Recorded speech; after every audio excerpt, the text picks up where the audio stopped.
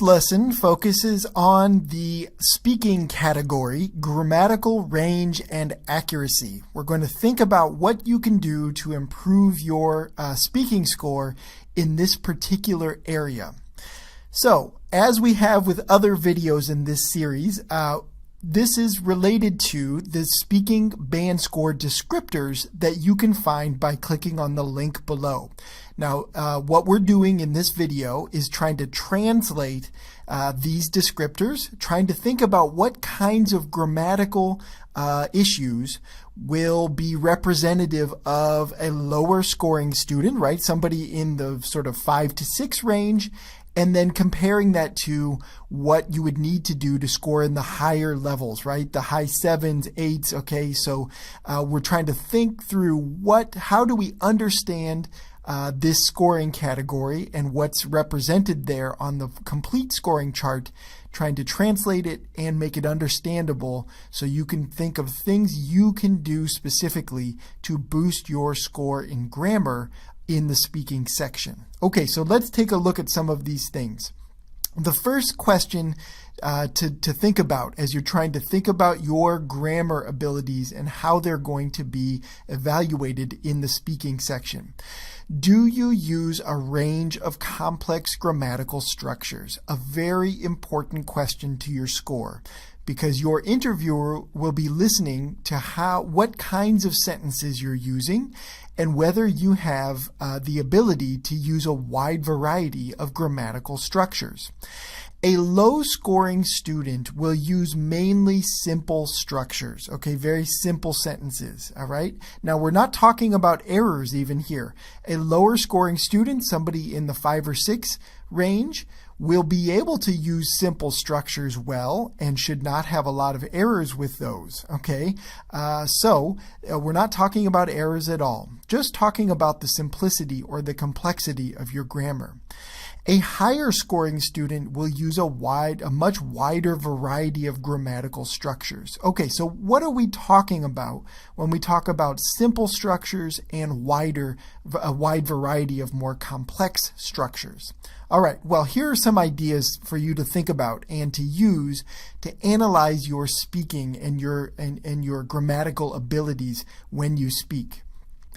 Okay, so first of all, let's start with the problems. Let's start with the simple structures that might be pulling your score down if these are the only kinds of structures that you're using when you speak. Okay, the first thing to note, do you use the be verb, okay, and forms of am, is, are, was, were, as your main verb in most of your sentences? That is one common feature of lower to intermediate level English, is that people overuse these verbs, am, is, are, was, were. Now, to be clear, it's not a problem to use these verbs, it's the overusing them that is the problem. In other words, many times you need to use the be verb, okay? It's grammatically necessary, and that's perfectly fine. What the problem is, the thing that can pull your score down is if almost all of your sentences have am, is, are, was, were as your main verb. Okay, so for example, if so many of your sentences look like this: I am a doctor, she was late to the party, he is not happy with his grade. These sentences are grammatically correct, but if all of your sentences look like this, or if this is what you sound like almost every sentence with these main verbs, then your sentence structures are going to be too simple. What you want to do is to think through as you're analyzing your speaking. So hopefully you're recording yourself, listening to what you say. You want to try sometimes to think of new ways to express some of these be verbs, okay? So for example, up above we have I am a doctor. We could change that to I practice medicine. That's a much more advanced sounding sentence. Even though it's just as short, it uses a better vocabulary word there.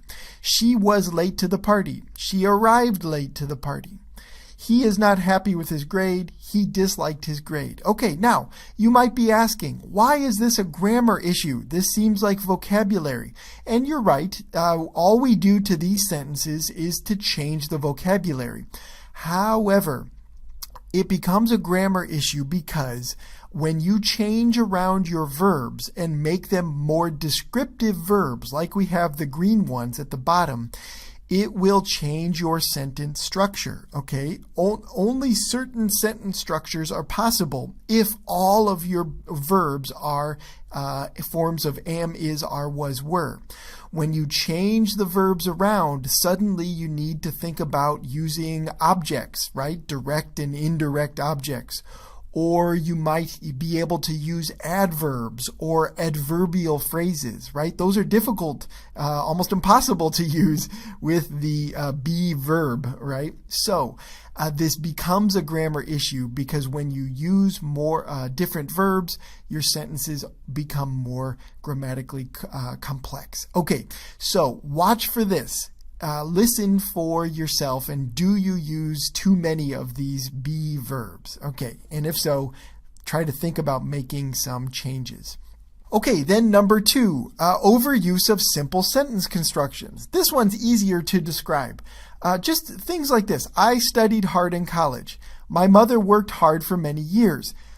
Again, these sentences are not wrong grammatically. There's no grammar mistake in either of these sentences, okay? And that would be a good thing if you have many sentences you say in the speaking section without errors. Okay, that is a positive thing. However, if all of your sentences are simple ones like this, with just a subject and a verb and then whatever comes after your verb there without any complexity, it can pull your score down because you're not demonstrating that you can use a wide variety of structures. Okay, so what can you do to fix this? Let's look at some positive things that you can add to your speaking in order to push your score up even higher. Okay, number 1, use connecting words and phrases. All right, so this is something you're studying, I hope, for writing as well. Using transition words and phrases like this. Just adding a few of these to the beginning of your sentence it can really help occasionally. Now, you don't want to use transition words and phrases all the time. You don't want them in every sentence. That becomes too much. But when you use them correctly, it does add a little bit of complexity to your sentence structure, and that can pull up your score a little bit. Okay, so as you're studying transition words and phrases for other parts of the test as well, think about how you can incorporate some of these in your speaking. All right. Number 2, use coordination. All right, coordination, this is something probably you've studied before. It's something even beginner English students study, but it's something that can be difficult to use, especially when you're trying to speak fluently on something like the IELTS interview. Remember to use and to think about how you can use coordination. So coordination is just creating more complex sentences, especially when you add 2 clauses together into one sentence, combining those ideas. So Jill liked the movie, but she still fell asleep at the end. All right, a little more complexity there because we've added this conjunction and we have demonstrated a relationship between those 2 ideas in one longer sentence, okay? The second one, we left the party early and then decided to get some ice cream. Now, if you need a review about coordination and using conjunctions, look in your Magoosh grammar videos on your dashboard there. We have some lessons to remind you how to use conjunctions well and how to use coordination. Okay, so this is one feature to look for as you're analyzing your responses, your recordings. Do you use coordination like this? And if not, it's something you could add. Now, even more complex and even better, as we're moving down, we're adding things that would be even better to include to boost your grammatical range score. And this is subordination. Now, coordination and subordination, slightly different. We don't have time in this video to really go over the complex grammar of these things. But again, we have videos on this in your dashboard in the grammar section. Also, I will post some links to some good grammar resources for you if these concepts are not ones you're familiar with. But you should be trying to add things like we see below: noun clauses, adjective clauses, adverb clauses. So a noun clause, we see in green there, what she said was interesting. That thing, everything in brackets there, functions as a noun. It's the subject of the sentence. That's why we call it a noun clause. Do you use that type of subordination in your sentences as you speak? Using adjective clauses well. This can be tricky. Adjective clauses are complicated, but look for them. Try to include them and use them in your speaking. Okay, so let's go to the restaurant that James suggested. Things like that, having complicated sentences with these types of clauses can help you. Adverb clauses, just the same. I ate a lot of candy when I was younger. That when I was younger tells us when this person ate a lot of candy. It functions as an adverb in this sentence. That kind of clause can be really good, and if you can use these types of clauses successfully, it can pull your score up, because these are difficult things to do fluently, and it shows that your English grammar level is quite high if you've mastered these. So it's worth your time reviewing these if you've studied them before, or learning about them if it's new. Again, I've got some resource ideas for you, and you should go to the Magoosh dashboard because we have some resources on these topics, especially adjective clauses there are ones we cover in those. Okay, then just to finish up, some additional things that you should study, some review that you should do in your grammar to help your grammatical range score. Modal verbs, passive voice, gerunds. Okay, hopefully these grammar terms are familiar to you. If not, do look them up in the resources provided below. Maybe you have a grammar textbook you use.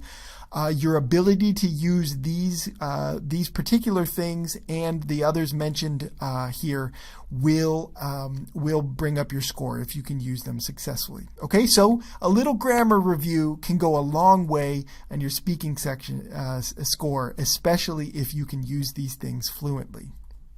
All right, now a second thing to consider for your grammar score. All right, we looked at grammatical range. So how many structures and how well can you use different structures when you speak? But there's a second component to your score, which is errors. How many errors do you make when you're speaking? Okay, so it's a tough thing because you want to try a lot of these difficult things, right? These complex structures, but you don't want to make a lot of errors either. All right, because a low scoring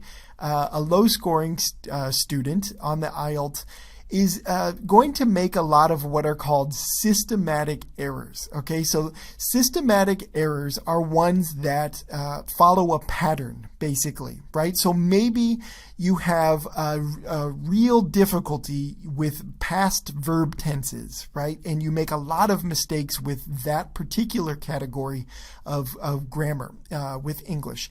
That would be considered a systematic error in that case, and that would definitely bring your score down into the lower levels if you're making a lot of these systematic errors. Okay, somebody who's a high scoring response, they might make errors. IELTS does not expect that your responses are going to be completely 100% error free, right? Native speakers of English don't even have error-free sentences, okay? So they're not expecting perfection, but what they are looking for is that you don't have these systematic errors.